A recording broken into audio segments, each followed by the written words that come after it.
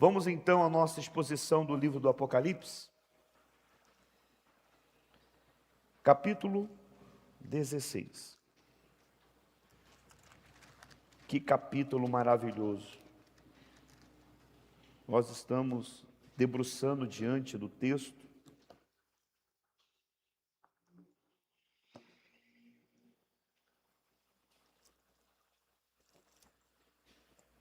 Lembrando que até aqui nós vimos as 3 primeiras pragas que atingiram a terra, o mar e as fontes das águas.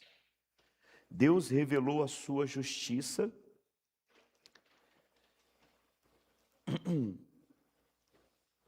alcançando toda a sua criação. Agora, porém, João, ele dirige a nossa atenção para algo mais profundo. Nós vamos ler agora o texto e depois nós vamos continuar a 4ª taça. Nós falamos sobre a 1ª, 2ª, 3ª taça da ira de Deus. Nós, então, hoje iremos falar sobre a 4ª taça em diante. Apocalipse, capítulo 16, versículo 8. O 4º flagelo. O 4º anjo derramou a sua taça sobre o sol. E lhe foi dado queimar a humanidade com fogo. As pessoas se queimaram com intenso calor e blasfemaram contra o nome de Deus, que tem autoridade sobre esses flagelos. Porém, não se arrependeram para darem glória a Deus. 5º flagelo. O 5º anjo derramou sua taça sobre o trono da besta. O reino da besta ficou em trevas, e as pessoas mordiam a língua por causa da dor que sentiam, e blasfemavam contra o Deus do céu por causa das angústias e das úlceras que sofriam. Porém, não se arrependeram de suas obras. 6º flagelo. O 6º anjo derramou a sua taça sobre o grande rio Eufrates. As águas do rio secaram, para que se preparasse o caminho dos reis que vêm do Oriente. Então, ao sair da boca do dragão, da boca da besta, da boca do falso profeta, 3 espíritos semelhantes a rãs, versículo 14, são espíritos de demônios, operadores de sinais, e se dirigem aos reis do mundo inteiro, a fim de ajudá-los para a batalha do grande dia do Deus Todo-Poderoso. Versículo 15, Jesus diz: eis que venho como vem o ladrão. Bem-aventurado aquele que vigia e guarda as suas vestes, para que não andes nu, e não se veja a sua vergonha. Então ajuntaram os reis no lugar que em hebraico se chama Armagedon. Vamos ler só até aqui a palavra de Deus. Mantenha o texto aberto, que agora nós vamos falar sobre cada flagelo, cada ira de Deus, partindo do 4º, tá ok? Feche os seus olhos. Santíssimo Deus, estamos diante de um texto revelador. A tua palavra não é minha, é tua palavra, e ela está se cumprindo e irá se cumprir, crendo ou não, querendo ou não. Meu Senhor, o Senhor é o Deus que está contando a história, e o livro está se desenrolando, e nós fazemos partes dos personagens desse livro nesta época, como os nossos antepassados fizeram, os patriarcas. A história está se desenrolando para o fim. E nós temos visto, Senhor, nós temos observado a cada dia o cumprimento da Tua palavra. Ela não é mentirosa. Podem passar o céu e a terra, mas a Tua palavra, ela permanecerá fiel. E louvado seja o Teu nome por isso, Senhor. Então, discutindo os nossos corações e os nossos olhos, a nossa mente, para que possamos compreender a Tua palavra, Senhor. Enquanto pregamos, enquanto nós realizamos a exposição, que o Espírito Santo pare nesse lugar e trabalhe na vida de cada irmão e amigo aqui presente, Senhor. Possa despertar os que estão dormindo e possa confortar aqueles que esperam em Ti. É no nome precioso de Jesus que eu oro. Amém. Amém? Queridos, nós observamos então até aqui que as 3 primeiras taças, elas atingiram a terra, o mar e a fonte das águas. E Deus então, revelando a sua justiça, fazendo a sua justiça pelo clamor das almas que estavam debaixo do seu trono, estão debaixo do trono clamando por justiça. Agora, João nos mostra um episódio muito mais profundo aqui no texto. Ele dirige agora a nossa atenção para algo mais profundo. A reação do coração humano diante do juízo de Deus. É isso que nós vamos ver nessas taças. Como que o coração dos seres humanos irão responder diante do juízo de Deus. Já vem aqui uma pergunta pastoral para mim, para você. Como o nosso coração vem reagindo diante, não vou dizer como o texto aqui nós estamos expondo sobre a ira de Deus, mas sobre a disciplina do Senhor. Quando as lutas ela vêm sobre as nossas vidas, a disciplina também, deixa só a 4ª taça, tá? O Carlos, e não muda por gentileza mais. Irmãos, toda disciplina do Senhor, ela vem na vida do crente por meio de tribulações, desertos e injustiças. O Senhor nos leva a certos desertos, ou nós entramos em certos desertos por causa da nossa desobediência, com a permissão do Senhor, para ver qual será a nossa reação. Para saber o que está em oculto, escondido no mais profundo do nosso coração. Inclusive, olha o que o texto fala sobre isso, deixa marcado em Apocalipse, lá em Êxodo. Se você quiser anotar para depois ler em casa, que eu vou ler rapidinho, só vou passar o olho aqui, para você compreender.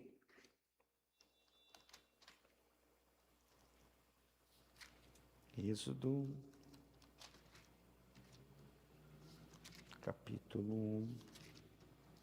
Eu não tinha nem anotado nada sobre isso aqui, mas é importante você saber sobre isso. Deixa eu ver aqui, Êxodo, capítulo, deixa eu ver aqui.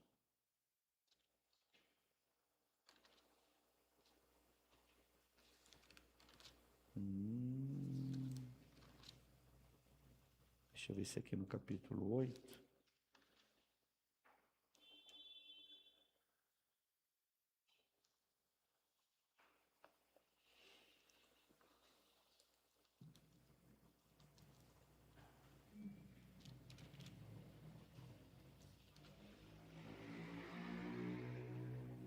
Deixa eu ver aqui onde que está.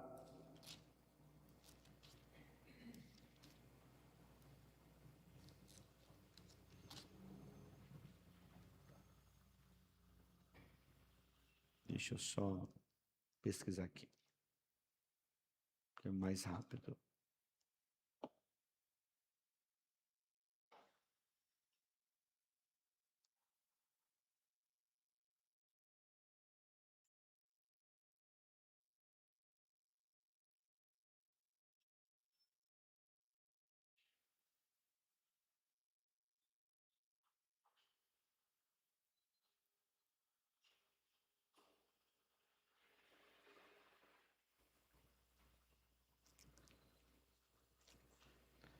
É isso mesmo, capítulo 8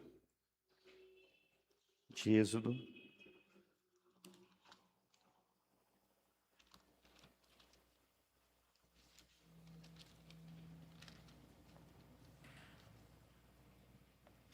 Versículo...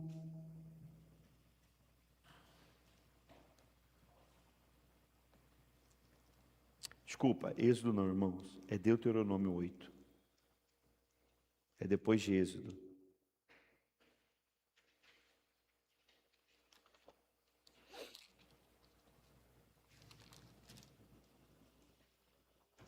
Deuteronômio 8. Versículo 2. Lembre-se de todo o caminho pelo qual o Senhor, seu Deus, os guiou no deserto durante 40 anos, para humilhar vocês, para pôr vocês à prova, para saber o que estava no coração de vocês, se guardaria ou não os seus mandamentos. Ele humilhou vocês, ele os deixou passar fome, ele os sustentou com o maná, que vocês não conheciam e nem os pais de vocês conheciam, para que vocês compreendessem que o ser humano não só de pão, não viverá só de pão, mas de tudo que procede da boca de Deus. Então o Senhor nos leva aos desertos dessa vida para provar o nosso coração. Quando Deus olha para o meu coração, como é que Ele está vendo? Ele está provando o que se passa no nosso coração ou Ele está reprovando? Quando acontece alguma coisa dentro da sua casa, quando acontece alguma coisa no seu casamento, quando acontece alguma coisa na sua saúde, quando acontece algo nas suas vendas, que esse mês não deu nada, não aconteceu nada, não aconteceu o que você esperava, você não ganhou a causa na justiça. Quando alguém se levanta contra você, quando alguém fala algo de você que não é verdade, e você sabe que não é. Como tem sido a sua reação? Como tem sido a minha reação? A nossa reação. E o Senhor permite, irmãos, para mostrar para mim e para você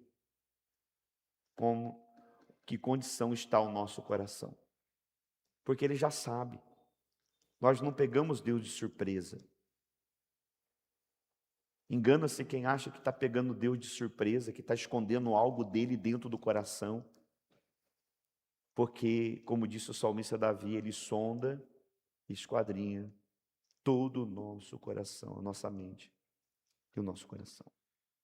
E é o que João aqui, no livro de Apocalipse, ele está nos mostrando, você vai acompanhar comigo, desse quarto flagelo, quarta taça que está sendo derramada pelo anjo, da ira de Deus, sobre a besta, o anticristo, sobre o falso crente, sobre o falso pastor, sobre a falsa instituição, sobre aqueles que diziam ser e não era, sobre os fingidos, sobre os hipócritas, e assim por diante. Aqueles que não nasceram de novo, aqueles que rejeitaram o novo nascimento, se preocuparam com as coisas dessa vida, só amavam as coisas dessa vida. Então agora ele nos mostra a reação do coração das pessoas diante do juízo de Deus. Há uma pergunta que o texto ele nos responde. O sofrimento por si só, ele ele produz no nosso coração o arrependimento? Sim ou não? Hã? Nós vemos aqui produzindo arrependimento no coração dessas pessoas? Não, não. A resposta é não. O sofrimento ele pode revelar o nosso coração, como nós estamos falando, mas somente a graça de Deus pode transformar o nosso coração. Compreende? Estou falando pausadamente para você anotar e não esquecer disso. O sofrimento, ele não produz por si só o arrependimento no coração do homem. Não. O sofrimento, ele só revela o que está no nosso coração. Mas o que muda o coração do homem, a única coisa que pode transformar o meu e o seu coração, é a graça de Deus, derramada no nosso coração. É exatamente isso que nós vamos ver aqui nessa taça. No versículo 8 e 9, diz assim: o quarto anjo derramou a sua taça sobre o sol, e lhe foi dado queimar a humanidade com quê? Com fogo. Irmãos, olha que o anjo derramando a taça sobre o sol. Agora já não é diretamente sobre o homem, agora é sobre o sol, que nos dá a vitamina D. O sol que aquece o nosso dia. O sol que hoje está a favor do homem. Agora Deus usa o sol para punir o homem. Para punir o homem. Muitas pessoas hoje em dia o sol fica um pouco mais quente, escaldante, e ela corre para debaixo do ar-condicionado. Ele corre para debaixo de uma ducha. Procura logo um clube, uma piscina. Só que aqui não. Aqui não tem água para recorrer, porque a água já se transformou em sangue. Não tem para onde correr da ira de Deus, porque aqui o Senhor já está trazendo juízo à terra. Olha o que vai acontecer com os que ficaram, ou os que ficarão. Olha o que está acontecendo aqui, irmãos. Isso tem que causar um temor no meu e no seu, no nosso coração. A igreja não está sendo punida. Entenda, a igreja de Jesus não está sendo punida, ela não será punida. Ela será poupada, ela será protegida, ela será arrebatada antes de vir essa ira de Deus sobre as pessoas fingidas, as pessoas que não nasceram de Deus, as pessoas que brincaram com Deus, as pessoas que deixaram para depois, que quiseram curtir essa vida, que quiseram se lambuzar no pecado deste mundo.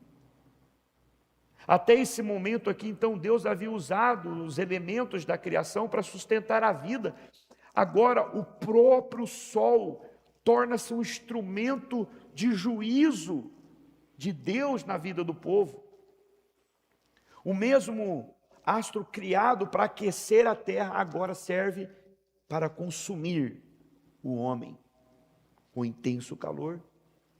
Aqui aprendemos uma verdade importante, que a criação, tudo que Deus criou, não está no controle do homem, está no controle de Deus. O homem não consegue controlar a criação, embora queira, ou tente, ou acha que controla a criação. Mas tudo que foi criado por Deus, o céu, as estrelas, as galáxias, a lua, o sol, a chuva, as plantas, os rios, as montanhas, tudo está no controle do Senhor. Ele faz com a sua criação o que Ele quer. E agora Ele usa para punir o homem. Ele pune o homem aqui. Entenda que a Bíblia afirma que toda a criação está debaixo da autoridade de quem? De quem? Do próprio Deus. O Senhor pode usar aquilo que hoje, nós estamos vendo que hoje é uma bênção, Ele vai usar como instrumento de disciplina. Como ocorreu no Egito, nós falamos sobre isso. Deus usou várias coisas no Egito para punir Faraó, para libertar o seu povo, para trazer libertação para o seu povo, salvação para o seu povo. Amém? Mas nós vemos aqui no versículo 9 o que nos chama a atenção, o que salta aos nossos olhos. Vocês estão entendendo até aqui? Ou você veio aqui e você não está entendendo? Você está compreendendo, irmãos? Depois, no final do culto, vai ter 5 minutos de perguntas, tá bom? Eu vou colocar a cadeira aqui, eu quero ouvir você, e eu vou fazer perguntas para você também, daquilo que nós estamos estudando, porque você precisa sair daqui entendido. Se você tem alguma dúvida, por favor, você se manifeste, você pergunta. É um culto de ensino hoje, tá bom?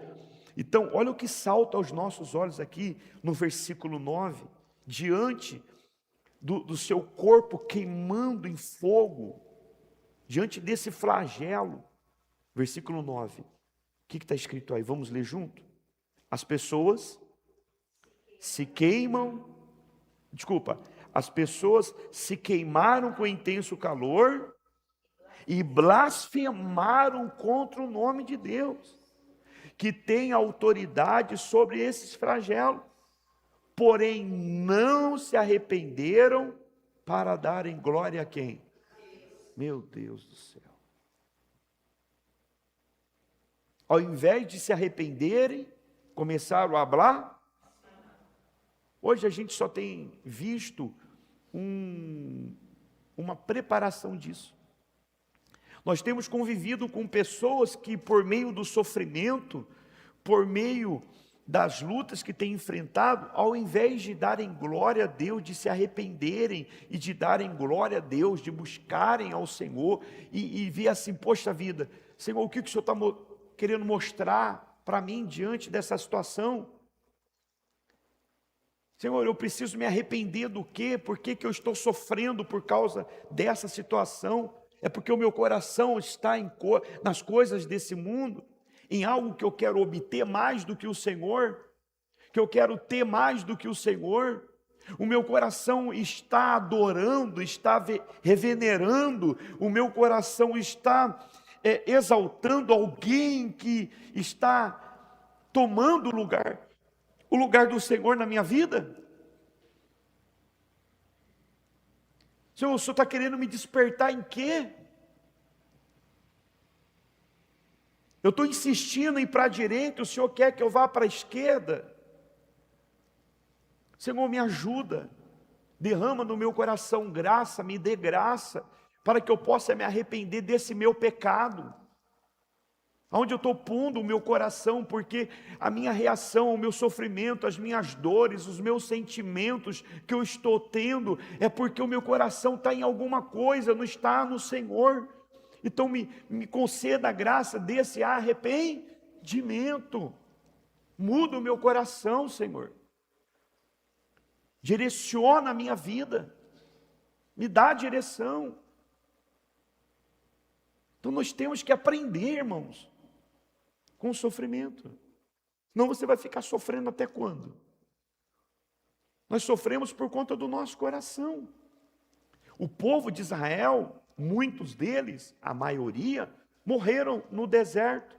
Eles ficaram rodeando o deserto, andando em círculos por muitos anos, por causa do seu coração. Eles não aprenderam a se arrependerem e dar glória a Deus. Por mais que o Senhor fez por eles, tiraram eles do Egito, com mão forte, eles viram com os próprios olhos. E quantas vezes Deus, o Senhor, já te deu livramento? Quantos livramentos o Senhor já te deu? O maior deles, que você tem todo o motivo de adorá-lo e de segui-lo para o resto da sua vida, é ter te tirado desse mundo sujo, podre, das trevas, das mãos de Satanás, do pecado, e te trazido para a sua maravilhosa luz. Glória a Deus, eu não preciso de mais nada, não quero mais nada. Se vir, glória a Deus. As pessoas perderam essa visão, ela vem endurecendo o seu Não endureça o seu cuidado, irmãos. Cuidado. Você vê aí que o coração das pessoas hoje em dia está como? Endurecido. Endurecido. Os homens então estão se queimando com intenso calor e eles blasfemam o nome de Deus e não se arrependeram para dar a glória a Deus. Observe aqui então a sequência. Eles recebem o juízo. Eles reconhecem que isso vinha de Deus. O único que poderia parar aquilo, mas ao invés deles se humilharem, eles começaram a blasfemar. Isso nos lembra de Faraó, né? Faraó blasfemando contra cada praga que acontecia, que aconteceu com o coração de Faraó. Endurecia, endurecia, endurecia, endurecia. Não tem jeito, irmãos. Sem a graça regeneradora, o homem não corre nem busca a Deus. Muito pelo contrário. Ele corre para mais e mais rebelião. Se não for a graça de Deus no nosso coração, regenerando ele, nós jamais buscaremos a Deus e priorizaremos ele. E descansaremos nele. Nós teremos mesmo um coração maligno, mundano, que vai correr sempre para mais e mais rebelião. Vou estar sempre me rebelando contra Deus todo dia. Todo dia, mesmo sabendo que eu estou errada, que eu estou errado, eu vou continuar, por conta do meu coração que não foi regenerado. Como isso nos ensina, né, irmãos? Isso nos ensina como que o pecado, ele afetou profundamente toda a raça humana, o coração do homem. Nós vivemos dias que muitas pessoas dizem assim: se Deus fizer um milagre, eu acreditarei nele. Se Deus mudar isso, mudar aquilo, eu vou servir a Deus como nunca. Mas o Apocalipse está nos mostrando aqui que nem sempre. Nem sempre. Sabe por quê? Milagres, bênção não regenera o coração de ninguém. Os juízos também de Deus aqui não regenera o coração de ninguém. O que transforma o coração de uma pessoa é o Espírito Santo de Deus. Que o Espírito Santo de Deus, nessa noite, ele venha trabalhar no seu coração. Porque se ele não trabalhar no seu coração, não sou eu. Eu não posso te salvar, eu não posso regenerar o seu coração. Eu não posso fazer nada por você, irmãos, a não ser um mensageiro de Deus, um anjo de Deus neste lugar, para trazer a mensagem fiel, reveladora do Senhor. Se ele não fizer uma obra no teu coração, se ele não te salvar, você está perdido. Quinta taça. Vocês estão entendendo? Quer que eu paro por aqui? Vamos parar por aqui? Querem aprender mais uma taça? Vocês estão aprendendo ou não? Fala comigo. Estão ou não? Sim. Muito obrigado. Não ouvi? Sim. Muito obrigado. Todos? Estão ouvindo ou não? Sim. Obrigado. Quinta taça. Quinto flagelo. Versículo 10. Ai, Senhor. O quinto anjo, então, ele derramou a sua taça sobre agora, não é sobre o sol, sobre os homens. Agora é sobre quem? O trono da besta. O reino da besta ficou em trevas. E as pessoas faziam o quê? Elas mordiam a língua por causa da dor que sentia. Versículo 11. E blasfemaram contra Deus, o Deus do céu, por causa das angústias e das úlceras. que sofriam, porém não se arrependeram. Do quê? Agora a taça é derramada diretamente no trono da besta, ou sobre o reino da besta, no trono da besta. Isso mostra que Deus atinge o próprio centro do sistema que se opõe contra o seu reino. O texto diz assim: o seu reino se tornou em trevas. Novamente, isso nos remete para o Êxodo. Antes da libertação do povo de Israel, Deus enviou trevas sobre o Egito. Agora acontece algo meio semelhante, meio não, semelhante ao que aconteceu no Egito.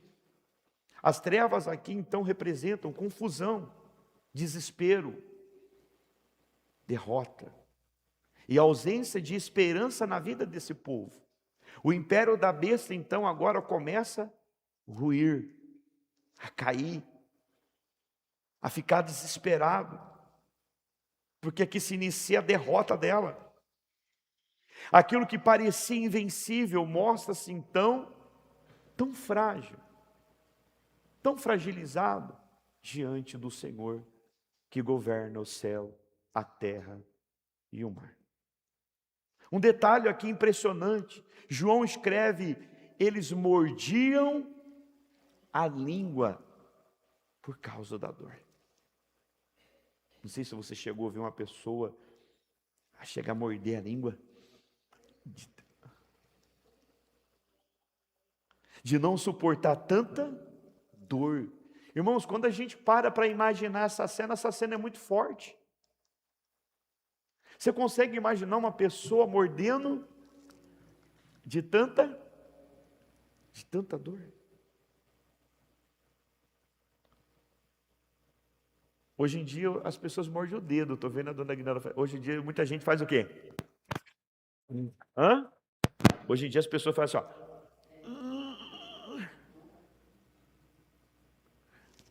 Hoje em dia tem muita gente que chega a se cortar.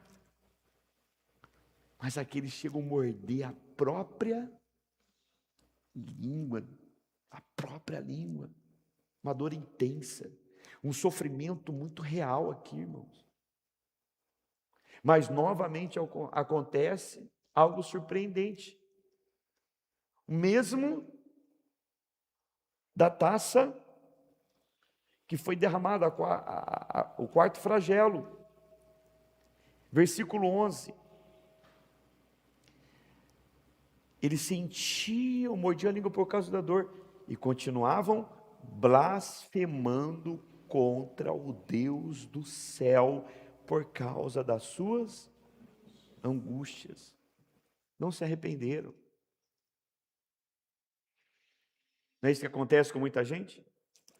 Ela é mandada embora do trabalho. Blasfema contra quem? Tem um problema com o filho. Blasfema contra Deus. Tem um problema nas vendas. Blasfema contra Deus. Eu sou dizimista. Começa, tipo, jogando na cara de Deus, né? Desculpa, Senhor. Não é cara, não. Na face de Deus. Deus, eu sou dizimista. Por que eu não estou vendendo? Por que deu errado isso? Por que deu errado aquilo? Por que o carro quebrou? Por que a moto quebrou? Deus, eu estou dando a minha oferta, então eu não vou dar mais oferta, eu não vou dar mais dízimo. Meu Deus do céu. Meu Deus do céu. Não vou mais na igreja porque meu marido está me tratando assim, porque a minha esposa está me tratando assim, porque meu filho está me tratando assim. Meu Deus do céu. Só é o Senhor revelando o coração dessa pessoa.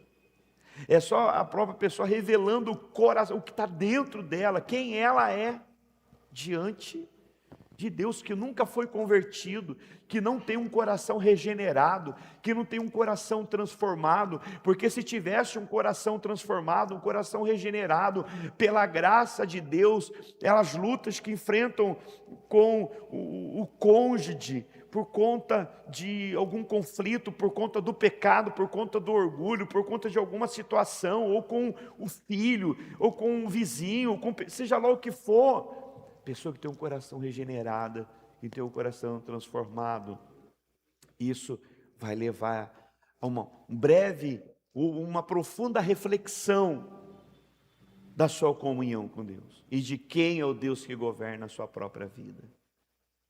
E irá buscar ao Senhor e dizer: Senhor, eu vivo para a tua glória. Tudo coopera para o bem daqueles que amam a Deus. Lembra de Jó? Tem um exemplo melhor para mim, para você, que a Bíblia nos dá de Jó. Um homem que tinha tudo, Deus cercava a casa dele.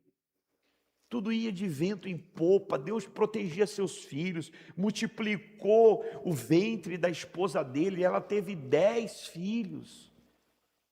Filhos unidos, que faziam banquetes um na casa do outro. Ele tinha servos, ele tinha gados, ele era um homem próspero, um homem temente a Deus, um homem que se desviava do mal, um homem que não ficava flertando com o pecado, um homem que fugia do pecado, um homem que tinha momentos de oração, um homem que se levantava de madrugada e apresentava a sua família a Deus. Lê lá no versículo 5 do capítulo 1, um homem que não tinha preguiça de levantar de madrugada, mesmo sabendo que ele tinha que depois ir ao trabalho, mas ele levantava de madrugada, ele apresentava a sua família a Deus, ele se preocupava com a salvação da sua família, oferecia ofertas de agradecimento a Deus, agradecendo a Deus pela compaixão, e ele chega a dizer: eu estou oferecendo essa oferta aqui ao Senhor, meu Pai, porque eu tenho visto que o Senhor tem sido misericordioso com os meus filhos, porque eu não sei, de repente eu não conheço o coração dos meus filhos, talvez eles tenham blasfemado contra o Senhor no seu coração, porque a blasfêmia vem de um coração, a blasfêmia vem do coração. Você consegue entender que o texto e o Senhor nessa noite está tratando o meu, o seu, o nosso coração, irmãos? Se pegasse o seu coração, colocasse ele para fora numa mesa e expôs, e de uma forma exposta o seu coração, tudo que está dentro dele saísse em palavras, o que iria sair do seu e do meu coração? Se pegasse o seu coração, o meu coração, e colocasse diante do Senhor, na mesa, no trono de Deus, e ali tudo o que nós falamos, pensamos, sentimos no dia de hoje, eu não vou falar os outros dias não, de hoje, o que sairia desse coração? Isso não causa um temor? Será que a gente tem que olhar e cuidar e tratar mais do nosso coração do que do coração dos outros? Não é à toa que Cristo disse: o que tiveres de guardar, não é dinheiro na conta, não é o filho entre quatro paredes, marido, esposa, bens. O que você tiver que guardar, querido, o que você tiver que proteger, guarda o teu coração, porque é dele que procede a fonte de vida ou de morte. Guarda o teu coração. Você pode ver, as circunstâncias vêm para revelar o nosso coração, e às vezes Deus usa até o diabo para ver qual vai ser a nossa reação. Se vamos blasfemar contra o Deus do céu, como tem muita gente que está blasfemando. Quando você vê, você está revelando o seu coração, e a nossa reação vai revelar o nosso. Pela segunda vez, então, João destaca a ausência de arrependimento. O sofrimento apenas revelou aquilo que já existia no coração. Quando você vê uma pessoa, pega as coisas e vai embora, que pega as coisas e some, pega as coisas e quebra tudo, e xinga, e fala palavrão, e é o inferno. Não se assusta não. Quando a gente vê essas atitudes, a gente vê que essas pessoas só estão revelando o que está dentro do seu próprio coração. coração. Traiu a esposa, traiu o marido. Você vê só o que estava no coração. Abandonou a comunidade, abandonou a fé, abandonou o serviço. Só está revelando o que está no coração. Parou de orar, parou de se santificar, parou de jejuar, parou de meditar nas Escrituras, de ter o seu momento de devocional. Só está revelando o que está. Só está blasfemando, só está reclamando, só está murmurando, só está revelando o que está no coração. No coração. Eu gostaria que, antes de partir para a última taça, e vou parar por aqui, ou eu vou parar por aqui. Se Deus quiser, teremos cenas do próximo capítulo. Se é do seu interesse, você vai estar aqui novamente, na quarta-feira. Estou ansioso, pastor, estou ansioso. Segura a onda aí. Vamos cuidar do nosso coração. Mas eu quero chamar a sua atenção para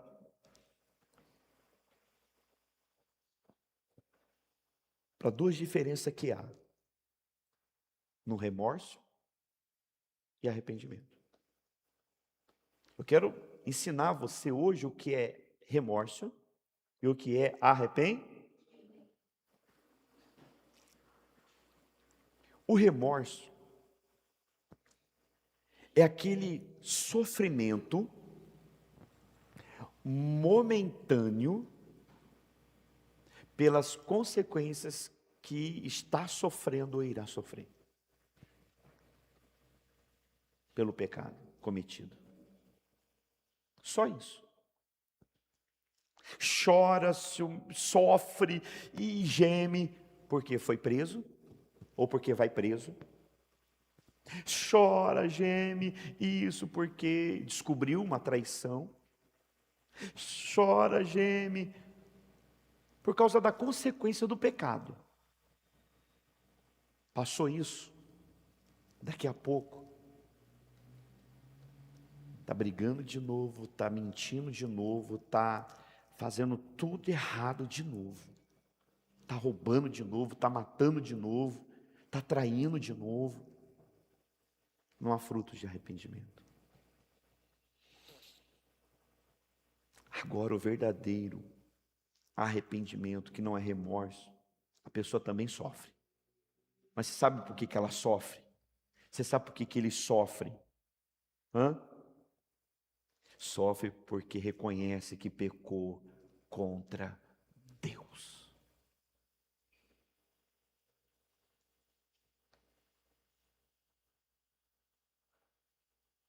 E quando chora, quando geme, quando está arrependido de fato e de verdade, porque sabe que pecou contra Deus, então essa pessoa, ele abandona aquilo que estava fazendo e praticando. E toma nojo disso. Se converte a uma conversão no coração. Uma conversão no mais profundo da alma. Isso é a graça de Deus trabalhando no coração do homem. A verdadeira mudança nasce quando Deus concede ao homem um novo coração. Um novo coração. Como anda seu coração? O seu. O meu. Como é que anda meu coração? Como é que anda? Como é que anda o que está aqui? Que o Senhor tenha misericórdia de nós. Que Ele nos dê um novo coração. Que Ele limpe o nosso coração. Lembre-se que todo pecado, o crente sabe que ele não está cometendo contra o próximo. Ele está cometendo primeiramente contra o próprio Deus. Amém? E lembrando que tanto crente quanto não crente que comete uma transgressão, que pecado é errar o alvo, transgredir a lei do Senhor, que todo pecado ele tem consequência. Deus perdoa? Deus perdoa, mas tem consequência. A gente está plantando, a gente vai colher. Pecado de não cuidar da saúde, pecado de não cuidar da mente, de não cuidar do coração, de não cuidar do casamento, de não cuidar do trabalho, de não cuidar do irmão. Todo pecado tem a sua consequência. De não obedecer seu pai e sua mãe. Você pode ver que até isso é um dos 10 mandamentos. Filho, honre seu pai e sua mãe para que prolongue seus dias na terra. Você sabe por que hoje pais estão enterrando filho? Porque filhos não estão honrando o pai. Parece que quer mandar no pai, parece que sabe mais do que o pai e a mãe. Vamos honrar o nosso pai e nossa mãe. Mas o que não leva a honrar o coração. E o Senhor sabe disso. Ele me conhece. Ele te conhece. Ele nos conhece. Ele veio a esse mundo para dar o coração dele para mim e para você. Ele veio a esse mundo para transformar o nosso coração. Ele veio a esse mundo para sofrer. Tudo isso que esse povo está sofrendo aqui, ele sofreu. Ele recebeu, ele bebeu o cálice da ira de Deus por conta do meu, por conta do seu pecado. Que possamos estar em Cristo Jesus e buscá-lo a Ele de todo o nosso coração.